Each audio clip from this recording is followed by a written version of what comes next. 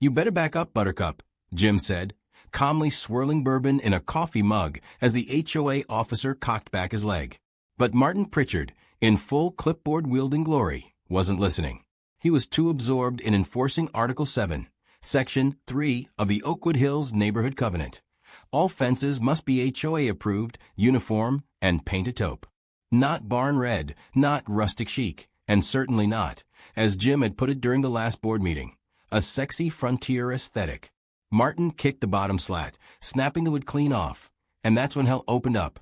Because behind that slat was one pissed-off, 1,800-pound bull named Brutus, staring eye to eye with a man who'd just kicked his only barrier to freedom. 5 seconds later, Martin's golf cart, a symbol of petty suburban tyranny, was airborne, crashing through Jim's heirloom tomato bed, with Brutus snorting behind it like a snub-nosed locomotive. The Ring doorbell caught everything. So did Macy, live on TikTok. It wasn't supposed to be like this. The Moores moved to Oakwood Hills to escape the chaos of the city, not to become the epicenter of a livestock-fueled neighborhood rebellion. But chaos has a way of sticking to Jim Moore like cow dung to new boots.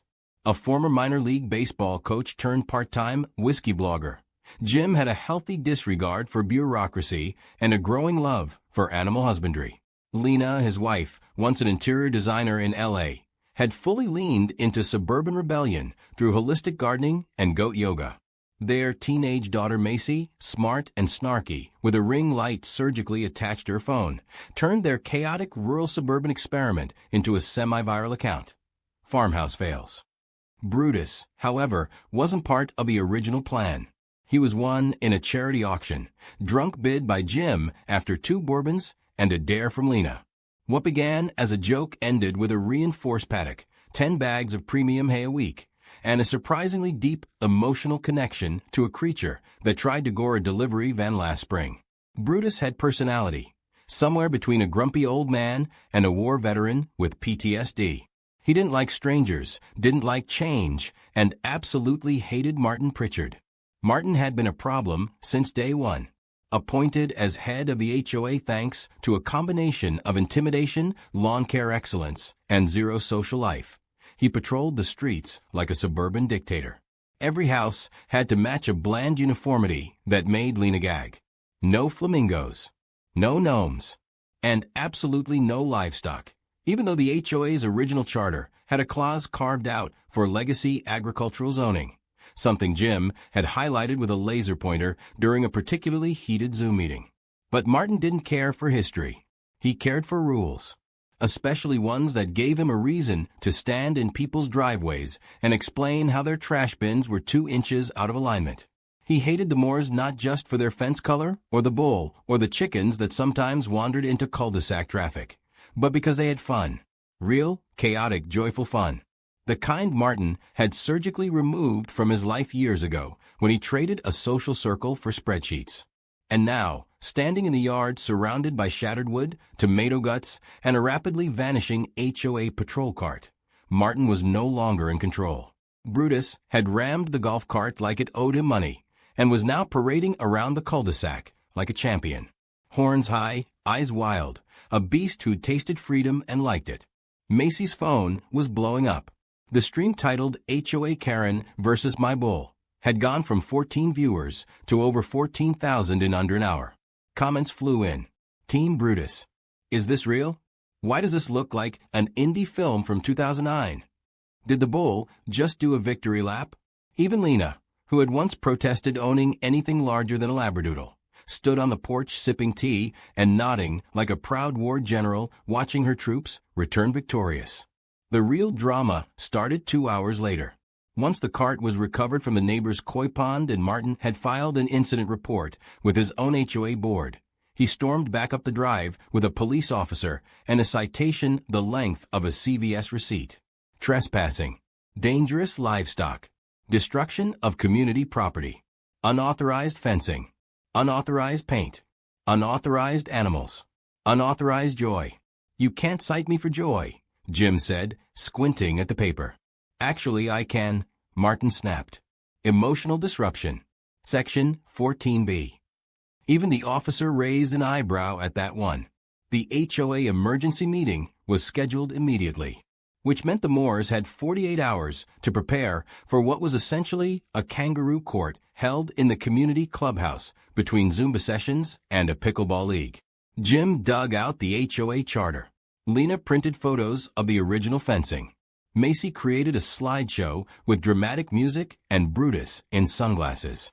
As they strategized in the living room over nachos and coffee, Macy turned serious for a moment. "Dad, what happens if they really try to kick us out?" Jim looked at his daughter, his wife, the half-eaten nachos, and finally at the hole in the fence where Brutus had made his great escape. "Then we let Brutus represent us," he said, in full legal regalia. They all laughed, but something in the air had changed. This wasn't just about a fence anymore. It was about control, about freedom, about the right to live a little weird in a world that demanded bland. And somewhere down the block, Martin Pritchard sat in his townhouse, icing his leg and replaying the ring footage over and over. Not because he was shocked, but because he was seething. He hadn't just lost a cart. He'd lost authority. To a bull. A literal bull. And deep inside, something clicked. This wasn't over. This was war. Brutus, meanwhile, lay peacefully under an elm tree behind the community mailboxes, chewing on someone's hydrangeas and occasionally snorting as if laughing at a private joke. The fence was gone. The patrol cart was destroyed. And freedom tasted good. By sunrise, the neighborhood was in a full-blown state of emergency. Not the kind declared by officials with podiums and solemn voices, but the kind that spreads faster than a suburban garage sale. Panic group chats, Facebook warning posts, and a woman named Cheryl from Maple Circle who swore she saw a black and white monster tearing through her hydrangeas at 5 a.m. Brutus had vanished sometime during the night. Whether he jumped a hedge, bulldozed another fence, or simply disappeared into the trees like some kind of bovine Bigfoot, no one could say. All anyone knew was that he was loose, angry, and oddly majestic on camera. The HOA bulletin board, normally reserved for lost cats and mulch discounts, now featured a printout reading, "Wanted. Brutus the Menace," complete with a blurry ring screenshot that made him look like a bull-shaped ghost. The Moores, meanwhile, had their own crisis brewing. Jim sat at the kitchen table in a house robe and cowboy boots, nursing his third cup of coffee, staring at a map of the neighborhood with red pins stuck in all the places Brutus had last been seen. Lena, her hair still wrapped in a morning towel, flipped through the HOA citations Martin had delivered like a vengeful postman. They were fined for fence code violations, failure to contain livestock, and something called emotional terrorism, which Lena was 90% sure Martin made up. Macy, in contrast, was thriving. Her TikTok account had doubled in followers overnight. Someone had auto-tuned Brutus's snorting into a remix that already had 80,000 likes. T-shirts were being designed. Memes had started to roll in. Mood, Brutus smashing HOA cars, was already trending in a niche corner of the internet. But fame didn't solve their problem. Brutus was gone, and with every hour that passed, his trail grew colder. "We need to track him," Jim said, tapping the map with the urgency of someone who once watched a YouTube video about tracking mountain lions. "Before Martin gets the sheriff involved and tries to have him tranquilized." Lena sighed, folding the HOA citation into a paper airplane and tossing it across the room. "So what's the plan, Jim?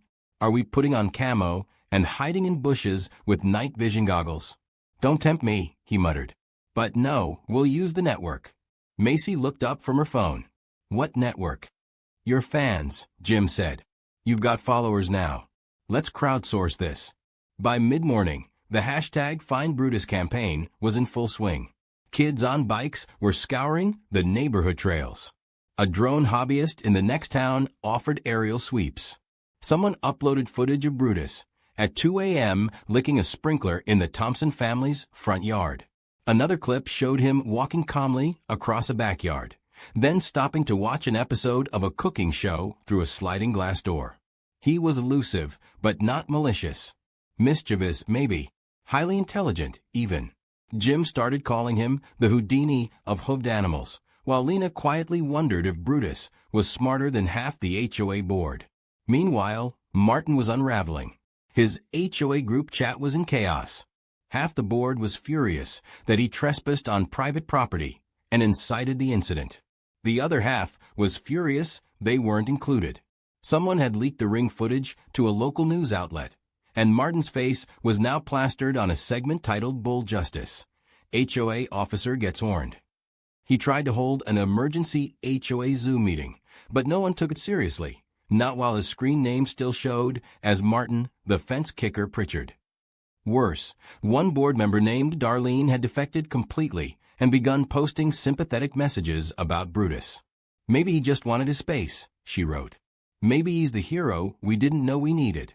Determined to restore his reputation, Martin went full suburban spy. He parked outside the Moore home in an unmarked minivan with binoculars and a thermos of chamomile tea.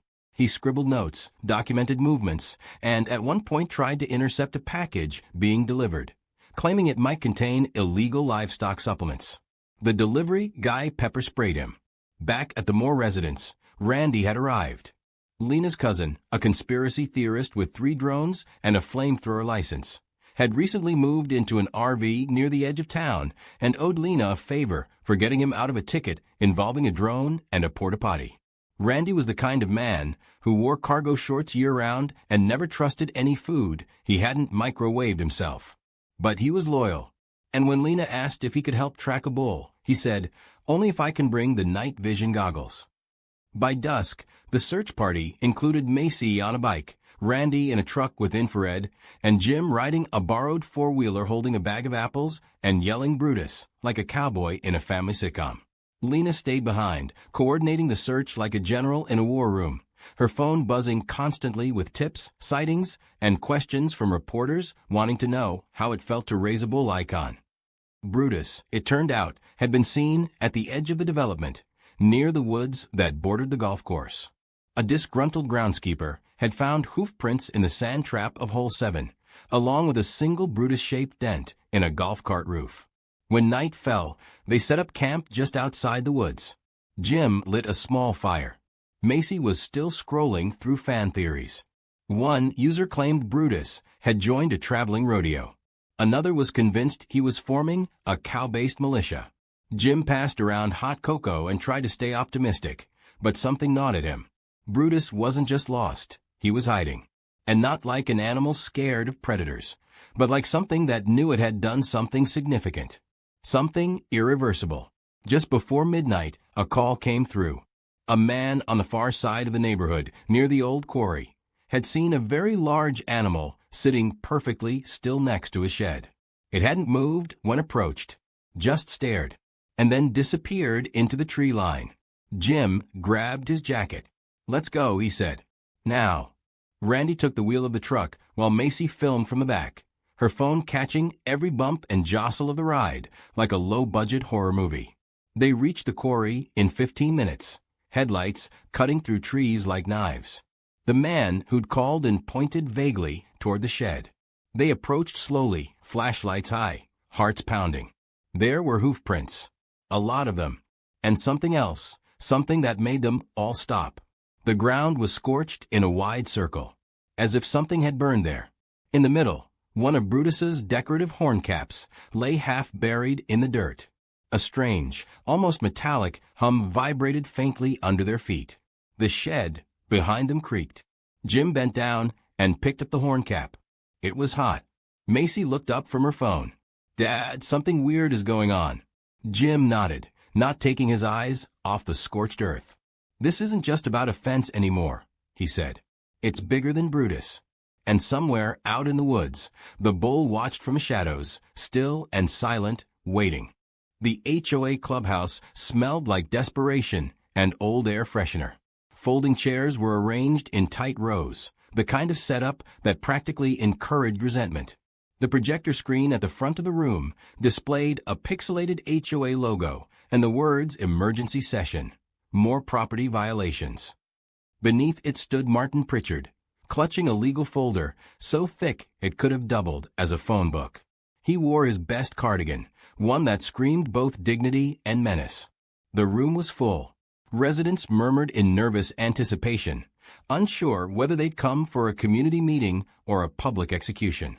Jim and Lena sat near the front, arms crossed, Lena in boots and a scarf that matched nothing intentionally. Jim had brought a metal thermos that probably didn't contain coffee. Macy sat behind them, live streaming the entire event with a commentary track, so dry it was practically arid. "Watch as suburban gladiators prepare for battle," she whispered. Spoiler: our bull isn't even here and still holds more power than anyone in this room. Martin opened the session with a kind of over-enunciated authority usually reserved for wedding officiants and cult leaders. "We are gathered here to address a most egregious violation of our neighborhood standards." He paused for effect. "A violation that nearly cost me my ability to walk. And possibly my dignity." A small laugh escaped from someone in the back. Martin narrowed his eyes, but pressed on. He began presenting evidence, photographs of the broken fence, blurry screenshots of Brutus mid-charge, and one photo that was clearly photoshopped to make the bull appear as if breathing fire. Martin flipped through the pages with dramatic flair, pausing occasionally to glance over his glasses like a disapproving librarian. Jim rose to speak next, not with notes or a folder, but with a single piece of paper and the quiet confidence of a man who had absolutely nothing left to lose. "I'd like to begin," he said, "by pointing out that Martin trespassed on my property. He kicked a fence that wasn't in violation, unless you count personality as a design flaw. He provoked an animal, and then blamed the animal for reacting. If I came into your yard and slapped your dog, I don't think anyone here would be surprised if it bit me." That earned a few nods. Martin attempted to interject, but Lena waved a laminated document in the air. "Zoning Clause C.14 from the original Oakwood Hills Charter," she said, "specifically states that livestock, including bulls, are permitted on properties designated agricultural at the time of development." The laminated sheet was passed around like a sacred scroll. The older board members looked confused. Darlene, the one who'd started the pro-Brutus posts, gave Lena a subtle thumbs up. But the moment that shifted the entire energy of the room came from Macy. She stood up, her phone still recording, and cleared her throat. "You all talk about rules, and I get it. Nobody wants chaos. But what happened with Brutus isn't just about some fence or bylaws. It's about how you all let one guy become a mini dictator with a clipboard.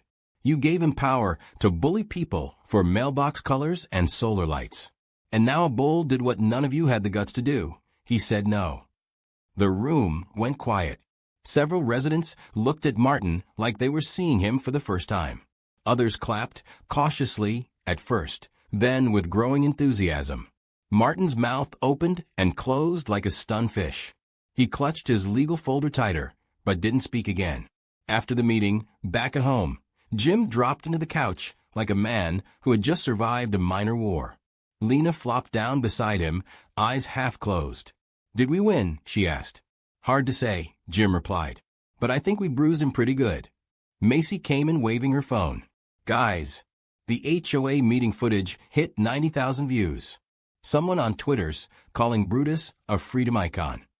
There's already fan art." Jim chuckled. "Good. Let the legend grow." But their moment of calm didn't last long. Later that evening, Lena's cousin Randy showed up with a USB drive and a face like he'd seen a ghost.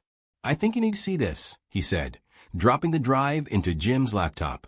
The video that played was drone footage, but not just any footage. It was from the old zoning boundaries, where Brutus had last been spotted. At first it showed typical stuff, trees, grass, maybe some deer. But then the camera zoomed in on a strange clearing. The grass was dead in a perfect circle. In the center was something unnatural. A square hatch of some kind, partially open. Jim leaned in. "What the hell is that?" Randy looked pale. "That's not just a storm drain. That's access to something underground. My guess? Old facility. Government or corporate. Could be from the 60s. Could be older." Lena frowned. "You think Brutus came from there?" "No," Randy said. "I think Brutus knew it was there. And he opened it." That night, the Moore house felt different. The wind outside moaned through the trees in a way it hadn't before. Brutus was still missing, but now it didn't feel like a lost pet situation. It felt bigger. Jim found himself staring at the scorched circle in the quarry photo, then at the image of the open hatch. He couldn't explain it, but he felt watched. In town, things were beginning to shift. Residents who once feared Brutus were now sporting shirts with his face on them. One neighbor painted a mural of the bull trampling the HOA logo. Teenagers were setting up nighttime Brutus watch camps with bonfires and esmores. Martin, once the uncontested ruler of the HOA, now found himself ostracized. At the coffee shop, people stepped away when he walked in. At the grocery store, his cart was mysteriously always blocked. His authority was crumbling, and he knew it. But Martin wasn't done. Not yet. In a dark corner of his garage, surrounded by outdated bylaws and folders of grievances, Martin made a phone call. "Yes," he said quietly. "I've got a situation. No, not police. Private. Something bigger. You said you handled unconventional livestock problems? Good. I want the bull found. I want it gone. And I want that family buried in paperwork so deep they forget their own names." Back at the Moore home, the wind picked up.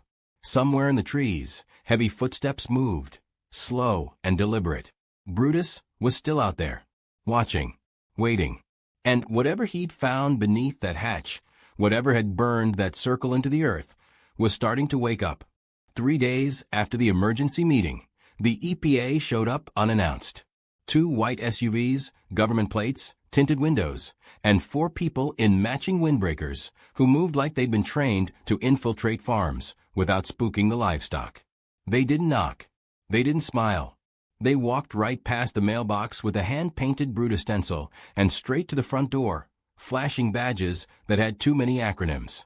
Jim opened the door in his usual flannel shirt and jeans, raising one eyebrow like a man who'd been waiting for a moment just like this. The lead agent introduced herself as Agent Cross. She spoke in clipped, authoritative sentences and wore sunglasses even indoors. "We've received reports of unusual biological behavior associated with a large bovine on this property. We need access to the grounds for environmental and safety assessments." Jim stared for a moment, then stepped aside. "Sure. But if he headbutts your car, I'm not paying for the damages. That's between you and karma." Lena watched them from the porch, sipping herbal tea and muttering something about Area 51 and how it always starts with windbreakers. Macy live-streamed the entire interaction, which only made Agent Cross more irritated. One of the other agents used a handheld scanner on the soil, frowning at the readings. Another took samples from the grass near the broken fence, sealed them in bags, and whispered into a radio. Cross eventually turned to Jim and said, "Where's the animal now?" Jim crossed his arms. "If I knew, I'd be spoon-feeding him apples under a weighted blanket." He ran off. "Been gone for days." Cross narrowed her eyes. "We believe he may have been exposed to an environmental anomaly." That was the first time Jim allowed himself to look worried. "You mean like radiation?" Cross didn't blink. "Possibly. Or something more complex. Genetic adaptation. Behavioral mutation. Have you noticed any signs of increased intelligence?" Lena laughed. "He knows how to open the feed bins, and once dragged a garden hose 40 feet to fill his own trough. So yeah, smarter than half the HOA board." But Cross didn't laugh. She just wrote something in a small black notebook and walked away. Later that afternoon, Randy returned with more drone footage. He threw a memory card on the table and said, "You're not going to believe what I found near that hatch." They loaded the video onto Jim's laptop. It showed the same clearing near the quarry, the same metal hatch, except this time it was wide open. Something pulsed from beneath, faint light flickering like it came from a dyeing machine. Around the edge of the hatch were hoofprints. Dozens of them. Not just Brutus. Others. Lena leaned forward, eyes narrowed. "Those aren't cows. Those prints are too large. Too deep." Randy nodded. "Whatever's down there, it's not natural. I ran the soil tests. There's synthetic particles in the dirt. Stuff not found in the region. Stuff I can't even identify." Jim rubbed his jaw, watching the screen. What if Brutus isn't just acting on instinct? What if he's guarding something? Macy, unusually quiet, finally said, or waking up. That night, they couldn't sleep.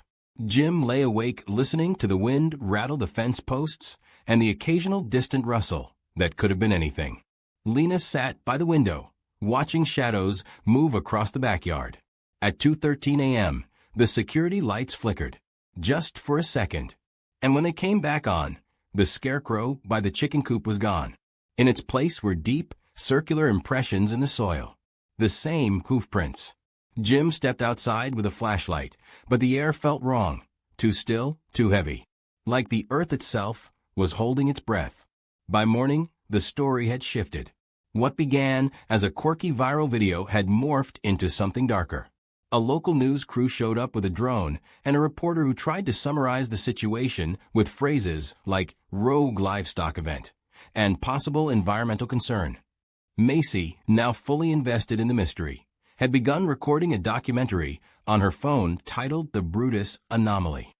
Randy contributed a segment explaining the soil anomalies and his theory that the hatch was part of an abandoned military research lab from the Cold War era. You ever wonder why this neighborhood has perfect grid alignment, but no record of pre-1991 development? He asked. Because this whole area was scrubbed. Paper trails erased. They built over it and hoped it would stay buried. Martin, meanwhile, had begun his own counteroffensive. His campaign to discredit the Moors had escalated into flyers accusing them of harboring a bioengineered animal, endangering the community, and possibly starting a cult. The HOA board had stopped returning his calls, but Martin kept going, convinced that he alone understood the threat. He hired a private contractor known only as Gray, a man who claimed experience in wildlife removal, tactical logistics, and underground facility mapping. Gray spoke very little, wore mirrored sunglasses at night, and carried a tranquilizer gun that looked more like a sci-fi prop than a real weapon. We neutralized the subject, Gray said flatly. Then we secure the hatch. When Macy heard about Gray, she immediately posted a warning video. To anyone trying to hurt Brutus, he is not just a bull. He is a being of higher purpose. And also he headbutted a golf cart into a koi pond, so maybe think twice. The video got over 200,000 views and a flood of responses. Some called for Brutus's protection. Others claimed he was part of a government experiment. One user simply posted, "Brutus is the prophecy." Back at the Moore home, tension coiled like a spring. The EPA wasn't leaving. The contractor Gray was reportedly seen scouting the woods. Martin was lurking again, taking photos from his van and muttering into a tape recorder. Jim sat on the porch with a cup of coffee and a pair of binoculars, watching the woods. At exactly 6:42 p.m., something moved. Not a deer, not a person, something tall, heavy. The trees shifted, not like they were pushed, but like they moved of their own accord. And then came the sound. A low, rumbling bellow that vibrated the air like a thunderclap from deep underground. Brutus stepped into the clearing. His horns were caked in dirt. His eyes glowed faintly in the dusk. But what shocked Jim most wasn't the bull itself, it was what followed. Behind him, emerging slowly, carefully, were three more shapes. Larger, different, misshapen. Not cows, not bulls. Something new, something altered. Jim stood up, heart pounding. Lena joined him, her face pale. "Are those," she began, but the words failed her. Brutus raised his head, locked eyes with Jim across the field, and stomped once. A signal, a warning, or maybe an invitation. Jim whispered he wasn't lost. He was recruiting. And far behind them, inside the old hatch, something began to hum louder. Something that had been asleep for a long, long time. The town didn't erupt into panic all at once. It was more like a slow leak of collective unease. A creeping sense that something had shifted just enough to be felt but not fully seen. The appearance of Brutus in the clearing, flanked by three hulking, unfamiliar creatures that moved like they were stitched together from both animal and machine, left the Moors in stunned silence. Jim hadn't moved in minutes. Lena stood beside him gripping a kitchen towel she'd carried out unintentionally, wringing it until the seams twisted. Macy had frozen mid-sentence in a live stream, the words trailing off as the image of the creatures behind Brutus filled the screen. Within an hour, her post had gone viral again, but this time with a very different tone. Gone were the Dancing Bull remixes and free Brutus shirts. Now there were debates. Were the creatures real? What had Brutus done? Was this evolution, mutation, or something far stranger? By dawn, rumors were spiraling beyond anyone's control. Some claimed Brutus had led a breakout from a government lab. Others suggested the animals were alien hybrids designed to test human reactions in rural communities. One particularly creative theory involved Brutus being a time traveler sent back to prevent suburban sprawl. The truth, unfortunately, was even stranger than the fiction. Randy had analyzed the footage from the night before and isolated a frame showing one of the new creatures pressing what looked like a limb, clawed, but unnaturally jointed, against the side of the hatch. The hatch opened like it recognized the touch. The EPA escalated their presence. More agents. More vehicles. Portable labs. The yard was beginning to look like a film set for a low-budget X-Files reboot. Agent Cross returned, this time without sunglasses, and marched directly into the Moore kitchen. "We need to talk," she said, bypassing pleasantries entirely. "You're in danger. All of you." Jim gestured to the coffee pot. Wouldn't be Oakwood Hills without a threat over breakfast. But Cross wasn't amused. She dropped a folder on the table, unlabeled and thick with photos. "Those things that appeared behind your bull, they're not native to this region. Not native to this planet either, as far as our data shows. But they aren't exactly alien either. They've been here before, just sealed away. Until now." Lena looked through the photos. Satellite shots. Old excavation maps. A black and white image of a fenced compound with the words Site Delta 3 scribbled at the bottom. Macy leaned in. What was Site Delta 3? Cross hesitated. A containment facility. From the 1960s. Officially decommissioned, unofficially buried. You're sitting on top of it. Jim exhaled slowly. So Brutus didn't just stumble onto something. He uncovered it. Cross nodded. And whatever's down there is waking up, thanks to him. He's not just part of it anymore. He might be leading it. Across town, Martin was preparing for what he considered the final phase of his restoration plan. He had Grace set up in the back of his garage with tranquilizer rifles, maps, and an array of gadgets that had definitely never seen FDA approval. Martin had become increasingly erratic, referring to the Moors as biological insurgents and to Brutus as a horned revolutionary. Gray didn't talk much, but he seemed to understand the assignment. We neutralized the threat. Secure the site. Destroy the evidence. Martin, watching through binoculars from behind a curtain, muttered, "Let's give the neighborhood back to the humans." Back at the Moore house, Randy pulled Jim aside. "I've been analyzing the frequency that hums putting off from the hatch. It's not random. It's patterned. Like a code. I think it's some kind of communication. Maybe even a call." Jim frowned. "You think Brutus is answering it?" "No," Randy said. "I think he's amplifying it." As if on cue, the humming intensified. Low, like a subwoofer turned down too far. It vibrated through the floorboards into their bones. Even the chickens outside grew restless, squawking and pacing in tight circles. Lena gripped the edge of the table. "It's coming from underground again, isn't it?" Jim stood. "We need to get to the hatch before Gray does. I don't trust that guy to tranquilize a squirrel without starting a forest fire." They loaded into Randy's truck, pack gear, flashlights, and just in case, a shovel. Macy brought her phone, but wasn't streaming now. She was filming. "This is evidence," she said. "If something happens, people need to know what really went down." The drive to the quarry felt like the slowest 15 minutes of their lives. The sky was overcast, the air thick. As they approached the clearing, the temperature dropped, not drastically, but just enough to notice. The hatch was wide open. The grass surrounding it was charred again, the scorch marks forming concentric rings now. Standing at the edge was Brutus. Alone. He looked at them, and for a moment everything went still. Then he turned, lowered his head, and walked slowly down the hatch into the dark. Jim started after him. "We're going in," he said. "If we wait any longer, someone's going to do something irreversible." The tunnel was damp and cold.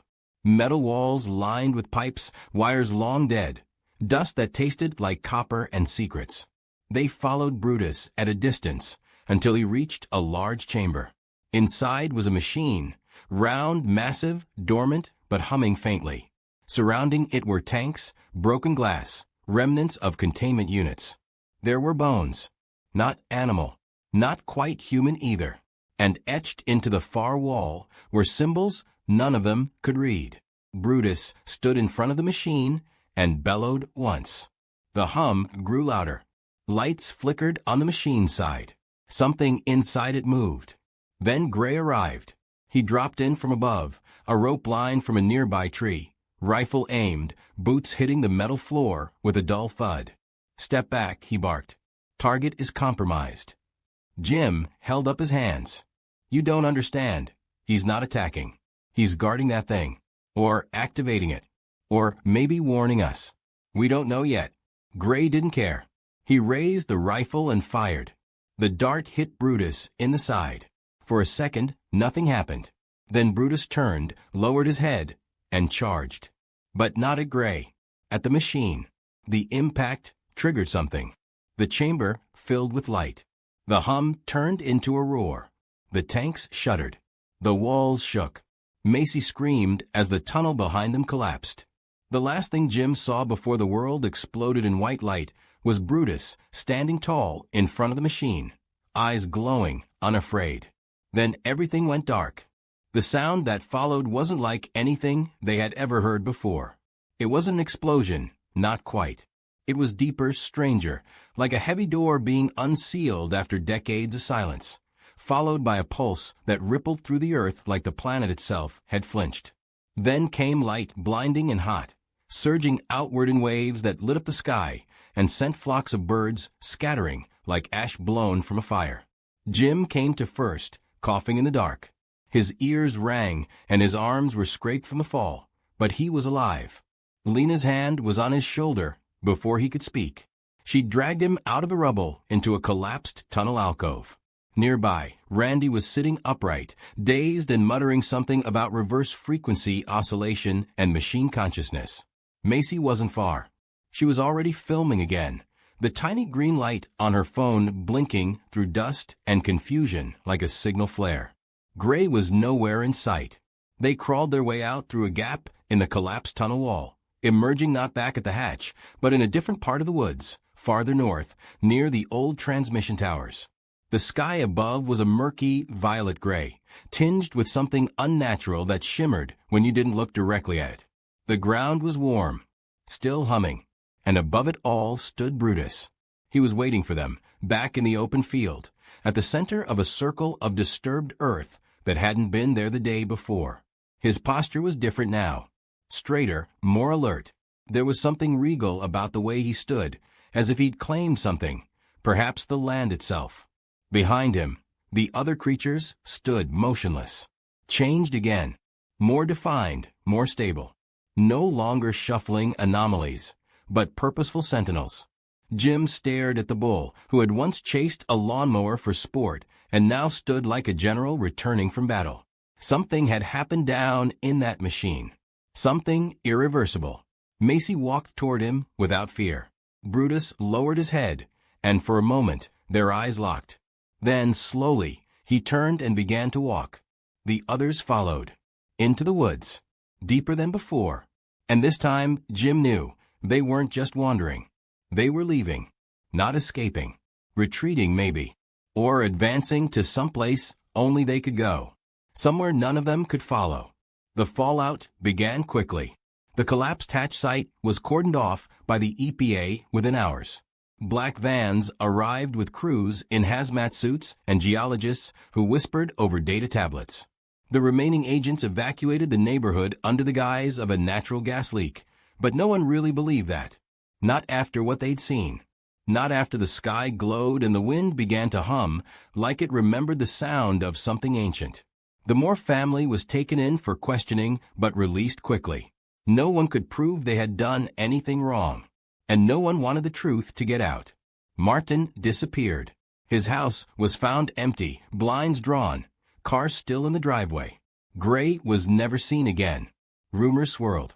Some said Martin had been taken into custody for orchestrating unauthorized operations. Others said he'd gone underground, literally, to try and find the hatch himself. But the truth never surfaced. Not publicly. Instead, things just changed. Oakwood Hills became a ghost town within a month. The houses were still there, perfectly preserved, lawns eerily green, porches untouched. But no one stayed. It wasn't fear. It was the air, the way it pressed against your chest when you walked too close to the edge of the forest. The way your electronics started acting funny.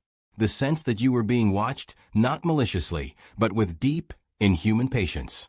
The moors moved, but not far. Just beyond the town boundary, to an old farmhouse with stronger fences and fewer neighbors. Jim started brewing his own whiskey full-time. Lena wrote a memoir that publishers refused to call nonfiction. Macy's documentary, now titled The Brutus Event, was picked up by a streaming platform and rewatched obsessively by people trying to spot clues, decode footage, uncover the hidden message behind it all. But the truth was, even they didn't fully understand it. They just knew it happened. Months passed. Then a year. Life resumed, though never as it had been before. The field where the hatch once was became wild again, overtaken by thistles and long grass. Occasionally, the soil still pulsed beneath your feet if you stood there long enough. Kids dared each other to visit and ran away screaming at the slightest noise. Drones lost connection if flown overhead. Wildlife avoided the area completely. It had become something sacred or forbidden. No one could decide which. Then came the final twist. One morning, Jim walked out to check the fence line. It was early, barely light, the sky a dull gold. He sipped his coffee and nearly dropped the mug. There, standing by the far fence, was Brutus. Alone. Silent. Older somehow. His eyes no less intense. The air around him shimmered, just slightly, like heat rising from pavement. Jim stepped forward slowly, unsure whether he was awake or dreaming. Brutus didn't move. He simply stood there, watching, as if confirming something. Then he turned, walked up to the far corner of the pasture, and vanished behind a small hill. When Jim reached the spot, there was nothing. No tracks. No disturbed grass. Only the fence new untouched, and behind it a faint, rhythmic vibration in the soil. He stood there a long time. Later, when Lena asked what he saw, he just smiled, handed her a cup of coffee, and said, "Nothing. Just a good morning." But that wasn't entirely true. Because what he saw wasn't just the bull. It was what lay beyond him. In the corner of that far pasture, hidden in the grass, was a square patch of disturbed earth, just like the one near the hatch. And in the center of it, barely noticeable, was a small metal plate with strange etchings. Symbols like those on the walls of the machine, half buried, but definitely there. Jim didn't tell anyone. Not yet. The truth, he figured, had already been told once. Loudly, with hooves and light, and a golf cart smashed into a koi pond. Maybe this new silence was the real message now. The world had changed. The door had been opened. And Brutus, once a drunken auction purchase, then a suburban menace, then something stranger, had never been just a bull. He had been the warning. And maybe, just maybe, he'd be back.